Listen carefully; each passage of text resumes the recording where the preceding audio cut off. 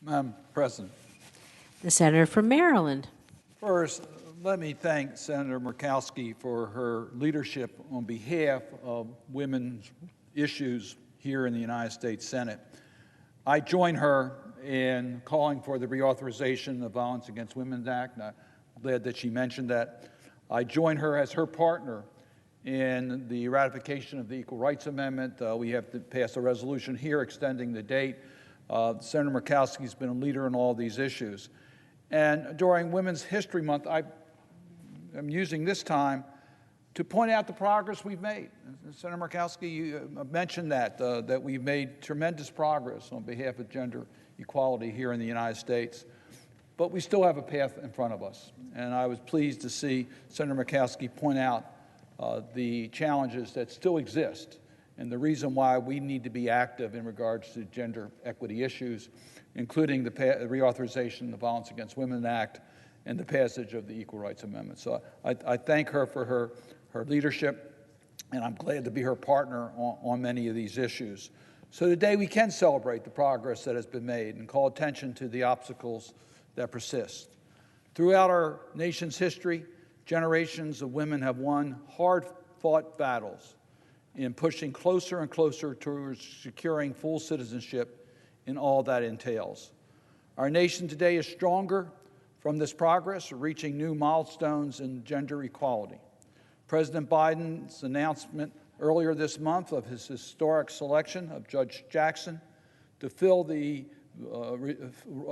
role of the retiring Supreme Court Justice Breyer on the highest court in our land. Judge Jackson would be the first black woman to serve on the court and only the fifth woman to serve as a justice of the total of 115 that have served on the Supreme Court throughout our history. I was pleased, along with Senator Van Hollen, to recommend Lydia Grigsby to serve on the United States District Court for the District of Maryland. She is the first black female judge to serve in the state of Maryland. Yes, Madam President, we have a lot to celebrate during Women's History Month here in March. During President Biden's recent State of the Union address, which I attended, I was struck by the image of House Speaker Nancy Pelosi and Vice President Kamala Harris flanking President Biden. Vice President Harris is our first woman and first woman of color to hold the second highest office in the land. Though they undoubtedly both experience significant challenges and obstacles on their career path due to their gender, they are now serving in two of the highest-ranking offices in our government. President Biden has appointed one of the most diverse cabinets in history, including the first woman to serve as Treasury Secretary and Director of National Intelligence. We have a lot to celebrate on our path for gender equality in America, but we still have more that needs to be done. At the same time, structural disadvantages and inequalities on account of gender persist across so many areas here in America. As one example, as chair of the Small Business and Entrepreneurship Committee, where the presiding officer also serves, I've been working over the course of COVID-19 pandemic to understand the economic effects on small businesses and to help provide needed resources. In this role, I've seen firsthand the structural disadvantages experienced by women-owned small businesses and how they have been compounded by the challenges of this pandemic. We need to take action to help in regards to that issue. Further, the Supreme Court actions to date in cases related to reproductive freedom indicate an alarming openness to overturning the precedents that have given women control over their own bodies and futures for decades. Among many other important reasons, full reproductive autonomy is essential in ensuring that women are able to participate fully as citizens in all facets of our democracy. I am pleased that President Biden established the first Gender Policy Council to advance gender equity across the entire federal government, and that the Gender Policy Council issued the first ever national gender strategy to support the full participation of all people, including women and girls, in the United States and around the world. Yes, we have unfinished business in regards to gender equity issues. I am committed to working to advance the Equal Rights Amendment that Senator Murkowski talked about. The two of us are the lead sponsors of the resolution in this body that would remove the arbitrary time limit. This simple amendment, the Equal Rights Amendment, first written by Alice Paul in 1923, states, "Equality of rights under the law shall not be denied or abridged by the United States or any state on account of sex. The Congress shall have the power to enforce by appropriate legislation the provisions of this article," end quote. I can't understand any objection to including that fundamental protection in the Constitution of the United States. As President Biden stated in his presidential proclamation during this History Women's Month, and I quote the president, "But despite the progress being made, women and girls, especially women and girls of color, still face systemic barriers to full participation and wider gaps in opportunity and equality. The Congress sent the Equal Rights Amendment to the states for ratification 50 years ago, and it's long past time that the principle of women's equality should be enshrined in our Constitution," end quote. And as Senator Murkowski said, the requisite number of states have ratified the Constitution, that Equal Rights Amendment. It was the arbitrary time limit that was put on by Congress is the only reason we haven't had the certification process. The vast majority of Americans agree with this principle today, and a 2020 AP poll found that 74% of Americans, 74%, favor the Equal Rights Amendment. A second spring poll conducted by Pew found that 78% of the respondents were in support of adding women to the Constitution. In a nation as divided as ours has become, a principle with this level of support on this important topic compels our attention and our action. Given that so much has changed since this amendment was first written, and since it was first proposed by Congress to the states, it's worth explaining some of the practical effects that it could have if formalized today. First, it would expand legal recourse against gender discrimination. Second, it would empower those of us in Congress to enact stronger laws preventing gender discrimination across a wide array of issues. Third, it would require the Supreme Court or courts to use a higher standard of review than is currently applied in cases of gender discrimination. The ratification of the ERA could be expected to have effects across such diverse areas as pay discrimination, LGBTQ rights, gender-based and domestic violence, sexual harassment, and more. This constitutional amendment would provide a firmer foundation for existing laws and create new authority for Congress to pass laws in areas in which it has historically lacked a constitutional prerogative. Our Constitution is a framework of, by, and for the people.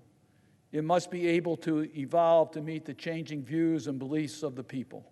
Already, a majority of the United States Senate has co-sponsored the bipartisan resolution that I referred to, SJ Res 1, that Senator Murkowski and I introduced to remove the procedural deadline that Congress once set to honor the clear will of the people and to make the legitimacy of our 28th Amendment clear beyond a doubt. The House of Representatives has already passed this resolution twice. It's time for us to do the same. I look forward to the opportunity to bring this resolution to the floor in the coming months and would strongly urge every one of my colleagues to support that resolution. 38 states have already ratified it. Most Americans already think it's in our Constitution. Let's get that job done. Madam President, March 8th, as has been pointed out, is International Women's Day.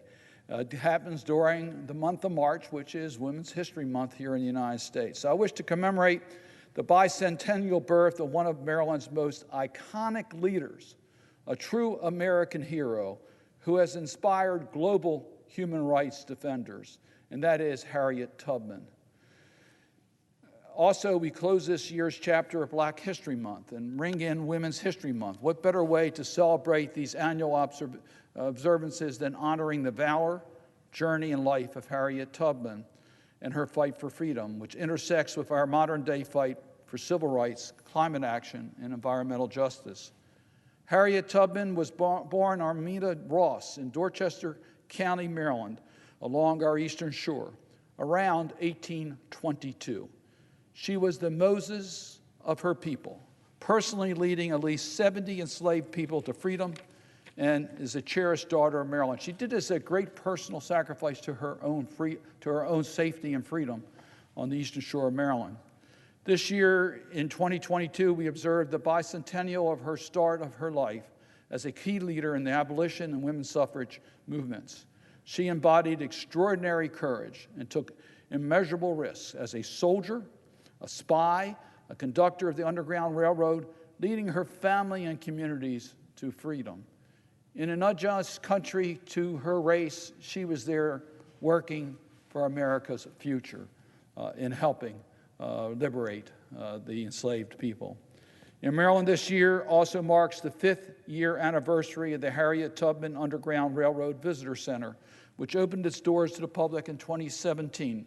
In its first year, it drew nearly 100,000 visitors from every state and more than 70 countries, exceeding all expectations. It's inspirational to see this visitor center and to see her journey through life and what she was able to accomplish. What one person can make a difference. As Dr. Martin Luther King Jr. tells us frequently, we quote, "Each one of us in this world can make a difference." And Harriet Tubman made such a difference during her lifetime. The Visitor Center houses exhibit space that shares Tubman's compelling story, surrounded by landscape and waterways preserved to resemble how they would appear to her over her 200 years ago in her early life as an enslaved child, young woman, and freedom seeker. The Harriet Tubman Underground Railroad National Monument and National Historic Park preserves these characteristics in her early home on Maryland's eastern shore. The Visitor Center serves as an orientation center to the National Monument and Historic Park and gateway to the larger Harriet Tubman Underground Railroad Scenic Byway, which includes Brodus Farm, where Harriet Tubman lived as a child, Bucktown General Store, where she first stood up against the oppressors as a young girl, and other places that were part of the Underground Railroad in Dorchester, Talbot, and Caroline counties. I recently introduced legislation with my colleagues in the Baltimore City Congressional Delegation, S-3744, reauthorizing the designation of the Baltimore National Heritage Area, which encompasses listings on the Underground Railroad network. Harriet Tubman was not only a fierce defender for freedom from slavery, but also for women's rights movement, particularly for black women. Following her treacherous journey to freedom, Harriet Tubman spoke on the importance of women's suffrage in New York, Washington, and Boston. In 1896, she was one of the first guests to speak at the National Association of Colored Women and was hailed as a strong advocate. Women secured the right to vote in 1920 with the 19th Amendment, but it wasn't until 1965 that voting rights became a reality for black women. Madam President, let me conclude my comments on Women's History Month by once again quoting from President Biden.